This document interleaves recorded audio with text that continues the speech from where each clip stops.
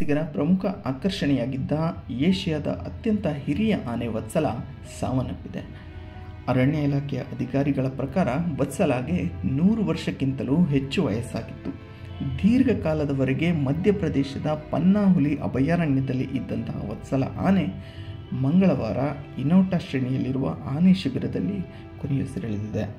ಕೇರಳದ ನೀಲಂಬೂರಿನಲ್ಲಿ ಜನಿಸಿದ್ದಂತಹ ವತ್ಸಲ ಆನೆಯನ್ನು ಮಧ್ಯಪ್ರದೇಶಕ್ಕೆ ಕರೆತರಲಾಗಿತ್ತು. ಅಭಯಾರಣ್ಯಕ್ಕೆ ಬಿಡುವ ಮುನ್ನ ಮೊದಲು ನರ್ಮದಾಪುರಂನಲ್ಲಿ ಇರಿಸಲಾಗಿತ್ತು. ಕೆಲ ದಿನಗಳು ಕಳೆದ ನಂತರ ಪನ್ನಾ ಹುಲಿ ಅಭಯಾರಣ್ಯಕ್ಕೆ ಬಿಡಲಾಗಿತ್ತು.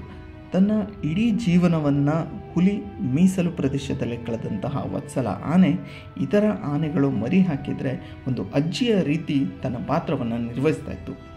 ಅಷ್ಟೇ ಅಲ್ಲ, ಗಾತ್ರದಲ್ಲೂ ದೊಡ್ಡದಾಗಿದ್ದಂತಹ ವತ್ಸಲ ಆನೆ ಪ್ರವಾಸಿಗರ ಪ್ರಮುಖ ಆಕರ್ಷಣಾ ಕೇಂದ್ರವಾಗಿತ್ತು. ಜೊತೆಗೆ ಇಡೀ ಆನೆಗಳ ಗುಂಪಿನ ನಾಯಕಿಯಾಗಿ ಮುನ್ನಡೆಸ್ತಾ ಇತ್ತು. ದುರಾದೃಷ್ಟ ಅನ್ನುವಂತೆ ಇತ್ತೀಚೆಗೆ ವತ್ಸಲಾಳ ಮುಂಭಾಗದ ಕಾಲುಗಳಿಗೆ ಗಾಯವಾಗಿತ್ತು. ವಯಸ್ಸಾಗಿದ್ದ ಕಾರಣ ದೃಷ್ಟಿಯನ್ನು ಸಹ ಕಳೆದುಕೊಂಡಿತ್ತು. ಇದರಿಂದಾಗಿ ಹೆಚ್ಚು ದೂರ ನಡೆಯಲು ಕೂಡ ಸಾಧ್ಯವಾಗದೆ ಅಭಯಾರಣ್ಯದ ಇನೋಟಾ ಪ್ರದೇಶದ ಬಳಿ ಕುಸಿದು ಬಿದ್ದಿತು. ವಿಷಯ ತಿಳಿದಂಥ ಅರಣ್ಯ ಇಲಾಖೆ ಅಧಿಕಾರಿಗಳು ಕೂಡಲೇ ಸ್ಥಳಕ್ಕೆ ಭೇಟಿ ನೀಡಿ ಆನೆಗೆ ಚಿಕಿತ್ಸೆಯನ್ನು ಕೊಟ್ಟಿದ್ದರು. ಅಲ್ಲದೆ ಆನೆಯನ್ನು ಮೇಲೆ ಕೆತ್ತಲಿಕ್ಕೆ ಸಾಕಷ್ಟು ಪ್ರಯತ್ನ ಪಟ್ಟಿದ್ದರು. ಅಷ್ಟರಲ್ಲಾಗಲೇ ವತ್ಸಲ ಆನೆ ತನ್ನ ಕೊನೆಯುಸಿರೆಳೆದಿತ್ತು. ಇಂತಹ ಇನ್ನಷ್ಟು ಕಂಟೆಂಟ್ಗಳಿಗಾಗಿ ಮೈಸೂರು ಡೈವರ್ಸಿಟಿ ಚಾನಲ್ನ ಫಾಲೋ ಮಾಡಿ.